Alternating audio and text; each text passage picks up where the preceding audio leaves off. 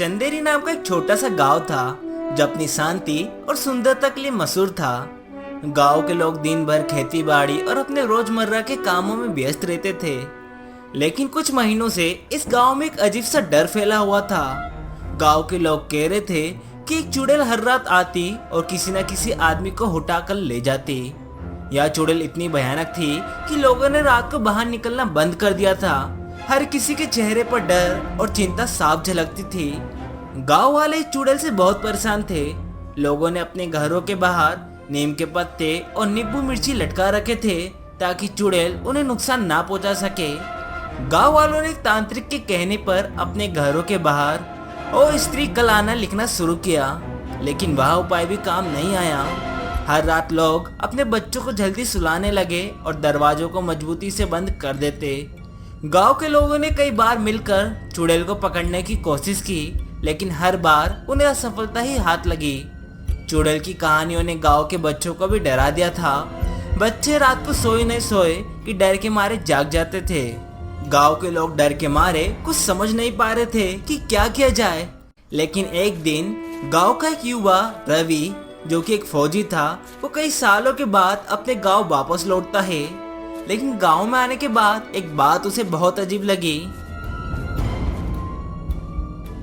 अरे अभी तो सिर्फ 6 ही बज रहे हैं, लेकिन गांव में तो काफी सन्नाटा हो गया है और अभी तो अंधेरा भी नहीं हुआ। रवि को ये बात काफी अटपटी लगती है, लेकिन फिर रवि अपने घर के लिए चल देता है। पापा, अपने गांव में रात तक चहल पहल रहती थी, लेकिन अभी तो अंधेरा भी नहीं हुआ और इतना सन्नाटा हो गया। फिर रवि के पापा उसको बताते हैं, रवि, तेरे जाने के बाद गांव में अजीब अजीब सी घटनाएं होने लगी। गांव में वो पुरानी हवेली नहीं है क्या, जो काफी टाइम से बंद पड़ी है? कई लोगों ने उसके अंदर से अजीब अजीब सी आवाजें सुनी हैं और कुछ गांव वालों ने तो उसके अंदर एक चुड़ैल भी देखी है। दिन पर दिन ये सभी घटनाएं बढ़ने लगी। एक एक करके गांव के आदमियों को उठा के ले जाने लगी। इसी वजह से गांव के लोगों ने यह फैसला किया वो शाम को 5 बजे के बाद घर से बाहर नहीं निकलेंगे। लेकिन रवि ने मन ही मन ये ठान लिया कि वह इस चुड़ैल के राज का पता लगा कर ही रहेगा। रवि एक होशियार और साहसी युवक था जो हमेशा सच्चाई और न्याय के लिए लड़ता था। उसने अपने कुछ दोस्तों को इकट्ठा किया और उन्हें अपना यह विचार बताया। योजना बनाने के अगले ही दिन रवि और उसके दोस्तों ने अपने आप को छुपाकर गांव के कोने कोने में निगरानी शुरू कर दी। उनकी धड़कनें तेज थी, लेकिन उनके मन में दृढ़ संकल्प था। रात के करीब 12 बज चुके थे। रवि और उसके दोस्त बेसब्री से चुड़ैल का आने का इंतजार कर रहे थे। तभी उन्हें सामने से कोई आता हुआ नजर आता है। धीरे धीरे पता चलता है कि वो चुड़ैल ही है। चुड़ैल एक एक करके कुछ घरों के बाहर गई और फिर वहां से चल देती है। तभी वो एक घर के पास जाती है और वहां रुक जाती है और घर का दरवाजा खटखटाती है। तभी उस घर में से एक आदमी निकलता है जिसे वह चुड़ैल उठा लेती है। रवि और उसके दोस्तों ने हिम्मत जुटाई और उस चुड़ैल का पीछा करना शुरू किया। उनकी आंखों में डर था, लेकिन हौसला उससे कई ज्यादा बड़ा था। उन्होंने देखा कि चुड़ैल गांव से दूर एक जंगल की तरफ जा रही है। जंगल के बीच में पहुंचकर रवि और उसके दोस्तों ने देखा कि वह चुड़ैल कोई और नहीं बल्कि एक आदमी है जो चुड़ैल का वेश बदलकर गांव के लोगों को डराता था। रवि और उसके दोस्तों ने बिना किसी देरी के उस आदमी को पकड़ लिया और उससे सच्चाई बुलवाई। पहले तो उस आदमी ने कुछ भी बताने से इनकार कर दिया, लेकिन जब रवि ने उसे धमकाया और कहा कि अगर तुम सच नहीं बताओगे तो हम तुम्हें पुलिस के हवाले कर देंगे, तब उस आदमी ने अपनी कहानी सुनाई। उसने बताया कि सब हमारे नेता राघव के कहने पर कर रहे हैं। तभी रवि उसे बोलता है, लेकिन तुम्हें ये सब करके आखिर क्या मिलेगा? फिर वो आदमी उन्हें बताता है। फिर वो आदमी बोलता है, तुम्हारे गांव से थोड़ी दूरी पर एक सोने की खदान है जिसमें ढेर सारा सोना है, लेकिन वहां से सोना निकालना कोई आसान काम नहीं है, क्योंकि दिन रात उस रास्ते से कई लोग गुजरते हैं। तो ऐसे में बिना किसी को पता चले सोना निकालना बहुत मुश्किल था। इसलिए हमारे नेता राघव, जो कि बहुत ही चालाक और होशियार व्यक्ति है, उसने ये योजना बनाई कि हम गांव में एक चुड़ैल होने का नाटक करेंगे और पूरे गांव में चुड़ैल का डर फैला देंगे। जैसा राघव ने सोचा था वैसा ही हुआ। पूरे गांव में चुड़ैल का डर फैल गया। लोगों ने शाम होते ही अपने घरों से बाहर निकलना बंद कर दिया। शाम होते ही पूरा गांव में सन्नाटा छा जाता था और इस तरह हम हमारा काम बड़ी आसानी से कर पा रहे थे। ये सब तो ठीक है, लेकिन तुम गांव के लोगों को क्यों उठाने लगे? जैसा कि मैंने तुम्हें बताया, सोने की खदान से सोना निकालना कोई आसान काम नहीं है। हम बहुत कम लोग थे, इसलिए काम हम तेजी से नहीं कर पा रहे थे। इसलिए रात होते ही हम चुड़ैल का मास्क पहनकर गांव में जाते और हर रोज किसी न किसी एक आदमी को उठा के लाने लगे और उससे जोर जबरदस्ती करके खदान में काम करवाते थे। और अब हमारा काम पहले से भी तेज हो गया था और लोगों के गायब होने की वजह से सभी गांव वालों के बीच डर और भी बढ़ गया था। रवि और उसके दोस्तों ने यह सब सुनकर फैसला किया कि अब समय आ गया है इस बुरे ग्रुप को सबक सिखाने का। राघव और उसके आदमी जो अपने आप को चुड़ैल बनाकर डराते थे, एक रात जब वापस गांव आए तो गांव के लोग और पुलिस उनके इंतजार में थे। जैसे ही उन्होंने किसी आदमी को हटाने की कोशिश की, सभी लोगों ने मिलकर उन्हें घेर लिया और पुलिस ने उन्हें पकड़ लिया। राघव ने पहले तो मुकर कर सब कुछ झूठ बताया, लेकिन जब उसके आदमियों ने उसका साथ छोड़ दिया और सच्चाई सबके सामने रख दी, तब उसे भी अपनी हार माननी पड़ी। रवि और उसके दोस्तों की वजह से गांव वालों को चुड़ैल के डर से मुक्ति मिल गई। सभी गांव वालों ने रवि और उसके दोस्तों का दिल से शुक्रिया अदा किया। रवि को गांव का हीरो माना गया और उसकी तारीफ हर किसी की जुबान पर थी। गांव वाले वापस अपनी शांति और खुशी भरी जिंदगी जीने लगे। लोग अब पहले की तरह बिना किसी डर के रात को सो सकते थे। रवि और उसके दोस्तों ने साबित कर दिया कि सच्चाई और हिम्मत से हर बुराई का सामना किया जा सकता है। चंदेरी गांव फिर से अपनी पुरानी रोशनी और खुशी में लौट आता है। लोगों ने मिलकर एक बड़ी सी दावत का आयोजन किया, जिसमें सभी ने खुलकर नाच गाना किया और जी भरकर खुशी मनाई। रवि और उसके दोस्तों ने सबको यह सिखाया कि अगर हम सब मिलकर किसी समस्या का सामना करें तो कोई भी बुराई हमारा कुछ नहीं बिगाड़ सकती। गांव के लोग अब और भी ज्यादा एकता और प्रेम से रहते हैं और रवि की कहानी हर किसी के लिए प्रेरणा का स्रोत बन गई। एक छोटा सा रामपुर नाम का गांव था, जिसमें रमेश और रिंकी नाम की दो पति पत्नी रहते थे। इनकी दो बेटी भी थी। ये लोग काफी गरीब थे। रमेश बहुत लालची और मदकमाऊ इंसान था। रमेश हमेशा से ही चाहता था कि उसका एक लड़का हो, ताकि बड़ा होकर वो कमाने जा सके और रमेश बैठकर खा सके। रमेश की सोच थी कि लड़की एक बोझ होती है। लड़की के आने के बाद सिर्फ खर्चा ही बढ़ता है, जिससे उसकी शादी। काफी समय बीत जाता है। रमेश की पत्नी रिंकी अपने तीसरे बच्चे को जन्म देने वाली होती है। रमेश इस बार भगवान से विनती करता है कि उसका तीसरा बच्चा एक लड़का ही हो, जिसके लिए भगवान को लालच भी देता है। हे भगवान, इस बार मुझे लड़का हुआ तो मैं आपको पूरे 501 रुपए का प्रसाद चढ़ाऊंगा। देखते देखते समय बीत जाता है। रिंकी का बच्चे को जन्म देने का समय आ जाता है। रमेश जी, बधाई हो, आपको लड़की हुई है। हे भगवान, इस बार भी लड़की? मैं पहले ही इतना गरीब हूँ, अब मैं इस लड़की को कैसे पालूंगा? फिर रमेश रिंकी के उठने के पहले ही अपनी छोटी सी बच्ची को लेकर जंगल की तरफ जाता है। बच्ची उसकी गोद में रो रही होती है।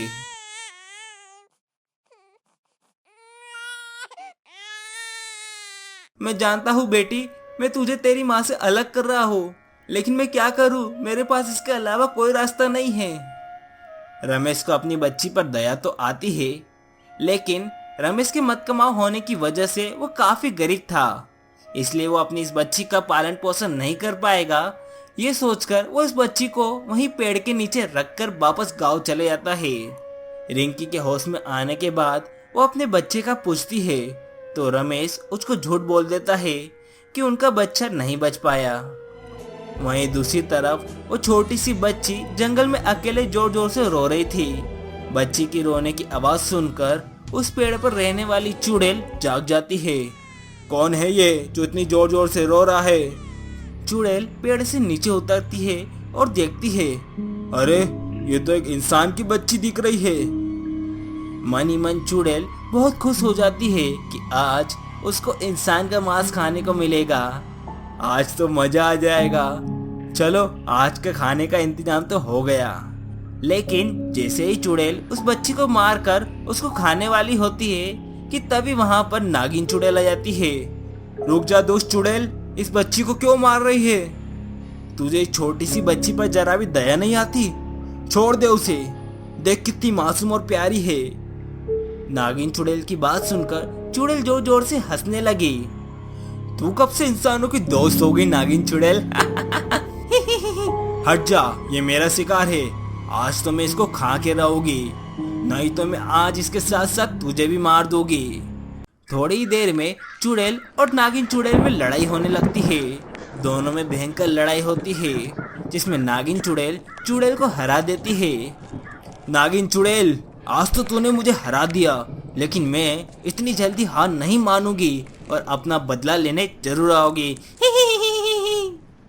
ऐसा कहकर चुड़ैल वहां से चली जाती है। नागिन चुड़ैल इस रोती हुई बच्ची को अपनी गोद में उठा लेती है। वाह, कितनी प्यारी बच्ची है।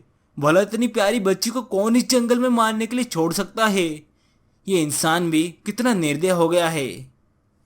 बच्ची भी नागिन चुड़ैल की गोद में आकर चुप हो जाती है और मुस्कुराने लगती है। कितनी प्यारी मुस्कान है इस बच्ची की। मैंने फैसला कर लिया है, भले इंसानों ने इसको छोड़ दिया है, लेकिन मैं इस बच्ची को एक माँ की कमी नहीं होने दूंगी। मैं पालूंगी इसे। इसके बाद नागिन चुड़ैल एक औरत का रूप ले लेती है और उस बच्ची को पालने लगती है। नागिन चुड़ैल उस बच्ची का नाम पिंकी रख देती है। धीरे धीरे बच्ची भी बड़ी होने लगती है।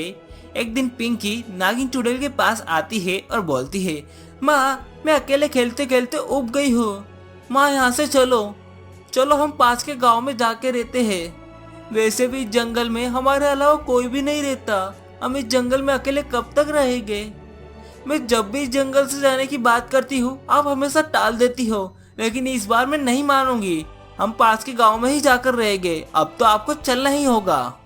पिंकी की जिद के आगे नागिन चुड़ैल की एक नहीं चलती और नागिन चुड़ैल पिंकी की बात मान लेती है और चलने के लिए तैयार हो जाती है। और वह दोनों पिंकी के असली माँ बाप के गांव में रहने के लिए चले जाते हैं और उस गांव में ही एक छोटी सी झोपड़ी बनाकर रहने लगते हैं। नागिन चुड़ैल भी अपना नाम बदलकर मोहिनी रख लेती है। धीरे धीरे नागिन चुड़ैल और उसकी बेटी के अच्छे स्वभाव के कारण गांव वाले उन्हें पसंद करने लगते हैं। धीरे धीरे समय बीतता जाता है और वह दोनों वह हंसी खुशी रहने लगते हैं। अब पिंकी को भी खेलने के लिए दोस्त मिल गए थे। सब कुछ अच्छा चल रहा होता है, लेकिन एक दिन जब मोहिनी पानी भर के वापस आ रही होती है कि तभी वहाँ वो जंगल वाली चुड़ैल उसे मिल जाती है। क्यों नागिन चुड़ैल, बहुत सुंदर नाम रखा है तूने मोहिनी। मजा आ गया तेरा नाम सुन के तो। अब बहुत इंसानों के साथ घुल मिल रही है तू। तेरी सच्चाई इंसानों को बता दूं क्या? नहीं चुड़ैल, तू यहाँ से चली जा। गांव वाले मेरी बहुत इज्जत करते हैं। मैं और मेरी बेटी बहुत खुश है इस गांव में। तुम हमसे हमारी खुशियां मत छीनो। चली जाओ, मैं तुम्हारे आगे हाथ जोड़ती हूँ। तुम में कब से इंसानों वाली भावना आ गई नागिन चुड़ैल? भूलो मत, तुम भी मेरी तरह एक चुड़ैल हो और हम सिर्फ लोगों की खुशियां छीनते हैं, देते नहीं हैं। और वैसे भी इंसानों को जब पता चलेगा कि तू एक चुड़ैल है, वो तेरे को गांव से निकाल देंगे। ऐसा कहकर वो चुड़ैल वहां से चली जाती है। और उसी रात जब पिंकी अपने घर पर अकेले सो रही होती है, तो चुड़ैल उसे उठा लेती है और हवा में उड़ने लगती है। नागिन चुड़ैल, तूने इसी लड़की के पीछे मुझसे लड़ाई की थी ना? अब मैं इस लड़की को मार कर अपना बदला पूरा कर लूंगी। चुड़ैल को पिंकी को हवा में ले जाता हुआ देख दो गांव वाले देख लेते हैं। अरे भैया, देखो तो सही, पिंकी हवा में उड़ रही है। पिंकी के पास कोई शक्ति वक्ति है क्या? अरे ना समझ, जरा ध्यान से देख, वो हवा में नहीं उड़ रही है, बल्कि वो चुड़ैल उसे पकड़कर ले जा रही है। ये देखने के बाद वो दोनों थोड़ा डर जाते हैं और भागते भागते मोहिनी के घर जाते हैं। ओ मोहिनी बहन, ओ मोहिनी बहन, जरा बाहर तो आओ। देखो तो सही, तुम्हारी पिंकी को एक चुड़ैल पकड़कर ले जा रही है। ये सुनकर मोहिनी समझ जाती है कि चुड़ैल का ही काम है। वो चुड़ैल को मैं जानती हूँ, उसने फिर ऐसा किया, अब मैं उसको नहीं छोड़ूंगी। ऐसा कहकर मोहिनी फिर अपने नागिन चुड़ैल वाले रूप में आ जाती है। उसे देखकर सारे गांव वाले डर जाते हैं। अरे मुझे मत मारना मोहिनी बहन, अरे मुझे मत मारना। अरे डरो नहीं, मैं किसी को नुकसान नहीं पहुंचाऊंगी। इतने में पिंकी के असली माँ बाप भी आ जाते हैं। अरे मोहिनी बहन, तुम भी एक चुड़ैल निकली? हाँ भाई, मैं भी एक चुड़ैल ही हूँ। मैं सिर्फ पिंकी के प्यार की वजह से ही एक इंसान बन के यहाँ इस गांव में रह रही थी। पिंकी मेरी बेटी नहीं है। पिंकी जब छोटी थी तो उसको कोई मरने के लिए जंगल में छोड़ गया था। लेकिन पिंकी इतनी प्यारी थी कि मैंने जब भी फैसला कर लिया था कि मैं इसकी माँ बनकर इसका पालन पोषण मैं ही करूँगी, और तब से लेकर आज तक पिंकी को मैंने ही बड़ा किया है। नागिन चुड़ैल की बात सुनकर रमेश रोने लगता है और बोलता है, वो निर्दयी इंसान और कोई नहीं, मैं ही हूँ, और पिंकी हमारी ही बच्ची है। मैंने ही उसको जंगल में छोड़ दिया था। मैं हमेशा से एक लड़का चाहता था। मेरे यहाँ 2 लड़की पहले से ही थी। मैं चाहता था कि हमारा तीसरा बच्चा एक लड़का हो, लेकिन ये भी एक लड़की हो जाती है, और मैं इतना गरीब और मत कमाऊं, मेरे को लड़की का बोझ कैसे उठाता, इसलिए मुझे उसे जंगल में छोड़ना पड़ा। रमेश की बात सुनकर रिंकी को बहुत बड़ा झटका लगता है, क्योंकि रमेश ने रिंकी को बोला था कि उनका तीसरा बच्चा नहीं बच पाया। रिंकी जोर जोर से रोने लगती है। मैं आपको कभी माफ नहीं करूंगी। तुमने एक माँ से उसके बच्चे को छीना है। मुझे मेरी बच्ची वापस चाहिए। तुम चिंता ना करो रिंकी बहन, मैं तुम्हारी पिंकी को लेकर आऊंगी, भले ही चाहे इसमें मेरी जान ही क्यों ना चले जाए। नागिन चुड़ैल के जाने के बाद वह बाकी के गांव वाले भी आ जाते हैं। मैंने कभी नहीं देखा एक इंसान के बच्चे के लिए एक चुड़ैल लड़ रही है, हमें भी उसकी मदद करनी होगी। पुजारी के कहने पर गांव वाले जंगल की ओर जाते हैं, और वहीं दूसरी ओर जंगल में, बाहर निकल दो चुड़ैल, मेरी पिंकी को कहाँ छुपा रखा है? आ गई तू, मुझे पता था आएगी तू तेरी बच्ची को बचाने, लेकिन इस बार तू मुझे हरा नहीं पाएगी। इतने सालों में मैं बहुत शक्तिशाली हो गई हूँ। ऐसा कहकर चुड़ैल नागिन चुड़ैल को बांध देती है और मारने लगती है, और तभी पिंकी होश में आ जाती है और उनकी सारी बातें सुन लेती है।